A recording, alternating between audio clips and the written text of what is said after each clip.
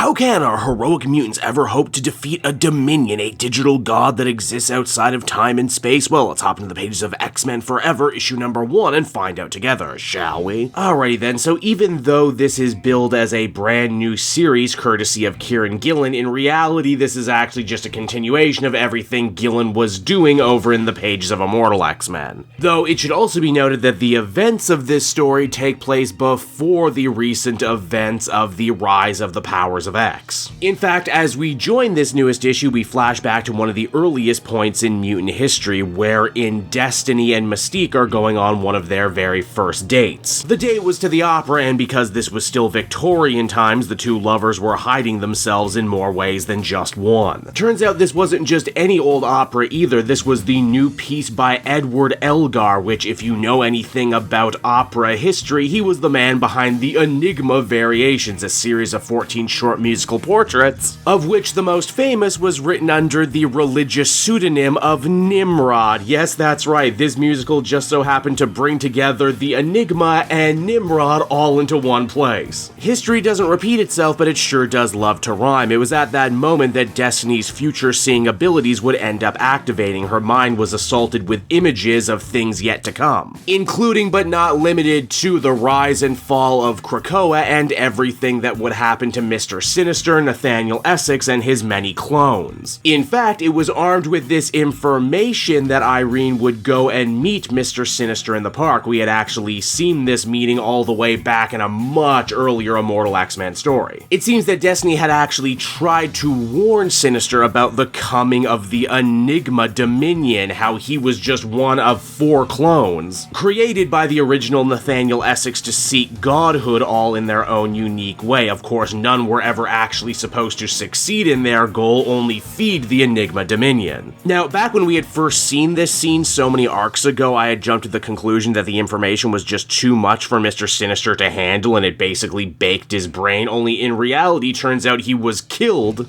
by Enigma, making his presence known to Irene. Again, as a Dominion, Enigma exists outside time and space, and despite being omnipotent, as we quickly learn, a Dominion is not nearly as all-powerful as they like to be seen to be. Case in point, now that Destiny knows about Enigma, and now that he knows she's going to be integral in the founding of Krakoa, he just can't blow up her brain like he did Sinister. In fact, big revelation, apparently all the times throughout this series where Destiny has been saying we must be on the same side, yeah, she wasn't actually talking to Mr. Sinister like we thought she was talking to Enigma. They must be on the same side and pulling in the same direction if everything they want is to come to pass in the next 100 years or so. Also, Enigma might not be able to threaten Destiny with death, but he was actually able to lean on the love shared between Destiny and Mystique, saying that if you don't do what I want to do, I'm just going to do massive spoilers and tell you exactly what you do that makes your wife leave you. Now that's actually really strong character stuff that answers a lot of hanging questions from the last Immortal X-Men run. Unfortunately though, the rest of the issue isn't nearly up to the same level of quality and things quickly go downhill fast. We check on in with Mother Righteous, the female Sinister clone, not long after her own failed attempt to achieve Dominion herself over in the White Hot Room. Of course, Righteous wasn't actually there with all the other lost X-Men. She was merely piloting her own little body double, and now that the shit has officially hit the fan, she decides it's time to get out of Dodge, and quick. Unfortunately, her little teleportation portal no longer works. This is bad because, as we learn, she's actually connected to her little body double like a voodoo doll, meaning anything bad that happens to it will affect her, up to and including getting murked by Hope. However, this is where things get really interesting, because apparently the Mother Righteous body double actually has a certain level of self-preservation and throws itself on the mercy of the other X-Men, saying that if it's allowed to live, it can act as a conduit between our heroes and everyone else in the real world, meaning that she might actually be the only way they manage to escape the White Hot Room. Now back over with Mother Righteous Prime, she ends up getting jumped by her other 2 clone siblings, Dr. Stasis and Stellar Orberus. Again, remember this actually takes place before the events of the last fall of the House of X, so that's why Dr. Stasis is still alive. The 2 clones are pissed at their sister sister for getting closer to actually achieving godhood via the Dominion than they ever did. We're also, in quick order, reminded of like several things that I forgot, mainly that even though Mother Righteous is also a clone of Nathaniel Essex and also a Sinister, her physical form is actually based on Essex's dead wife. And that in a special one-shot, Righteous and Stasis had actually kind of gotten married, which, you know, is weird and creepy until you remember that they're British aristocrats, so I mean, of course they're into that kind of thing. Righteous thinks she manages to escape, only to end up running straight into Selene, who is none too happy to see this magical mutant. After all, Selene says she's been pulling the same tricks forever, and in much tighter outfits, so she hates the idea that her place within the X-Men universe might end up being usurped. We also find out later that it was actually Sebastian Shaw, Selene's business partner in the Hellfire Trading Company, who actually dropped a dime on Mother Righteous to her clone brothers. But it actually gets even more complicated than that, because as we discover, Sebastian Shaw is so corrupt and so petty, all he really wanted to do is get revenge on Mother Righteous for reneging on their own magical deal from several volumes ago. And he figured the best way to do that was actually to completely go around Orchis and strike up a backroom deal with Xavier, so that it would actually be the X-Men who would end up capturing Mother Righteous, which you would already know if you read Rise of the Powers of X, wherein Mother Righteous was already Xavier's prisoner in the No Place. And that's honestly kind of a big problem with this issue. What's supposed to be these big reveals and big answers are ultimately undercut because we're all reading a book that takes place in the future, not long after the events that we're looking at right now. This goes ditto for Professor Xavier cloning a brand new body for Mr. Sinister based on DNA that they managed to take from Cypher. Also, they ended up killing the other Mr. Sinister, who is currently being held prison in the bowels of Krakoa, so there you go, you don't have to worry about redundancies. Gillen already thought of this. Well, okay, that's old, but what's new, you might be wondering? Well, the mutants in the White Hot Room were able to get in contact with Xavier, and it's here that Destiny discovers that Mystique managed to survive the killings at the Hellfire Gala, but now she's on the run. She's returned to what's left of Krakoa, and she's actually reading the books of Destiny, trying to figure out all of the dark secrets that her love had been hiding from her. Rachel is here too, and manages to assist Professor Xavier in bringing back a team of dead X-Men, which you can read all about in the pages of Dead X-Men. But as the comic comes to a close, we find out that's just one of the many missions that they're all working on to try and defeat Orchis and undo the Dominion. You see, while Xavier and Rasputin 4 plan to go back in time and kill Moira McTaggart before her powers manage to activate and Krakoa can be set in motion, Rachel has a whole other plan. You see, as the comic comes to an end, she vows to try and resurrect the Phoenix. And so that was X-Men Forever issue number 1, everybody, and like basically all the X-Men books I'm reading right now, that was a lot to take in. I've read more or less all of the books, and I pride myself on being able to keep all of this straight, not only for myself, but for all of you out there reading, and even I had to take a minute to go back and watch some of my old videos to refresh myself. For what it's worth, I do think all the complications are mostly just surface deep, and once you dig a little deeper, it all basically just boils down to the good guys are trying to stop an evil god by any means necessary. Complexity isn't what hurts this book, though. What hurts it, though, is structure and just odd creative choices. It must be so hard being Kieron Gillen and Jerry Duggan right now, as you've basically been told by the company, okay, you gotta wrap all of this up right now, you both get a book to finish off everything. Oh, but also don't stop writing your monthly titles. Even though it's inevitable that you're either going to end up repeating yourself or hurting some reveals. Yes, it's nice to get some of the more mechanical questions answered about how we get to the big finale of Krakoa, but I can't say I had a lot of fun with the mechanics. I will say, though, something I absolutely did like about this issue, and probably the main thing I'm going to recommend it to people on, is the continued strength of the relationship between Destiny and Mystique. That's been one of the major focuses of the Krakoan era since it all began, and I'm glad that it's still such a focal point here and now. As far as the Phoenix Force goes, I mean, I guess good on them for showing such restraint throughout this era of X-Men to not have to go back to that well. In fact, I really thought they were going to make it to the very end without touching it at all, but it seems that I'm wrong. Overall, though, I would give this one a 7 out of 10. Mostly pretty good, but just a few little problems that hold it back.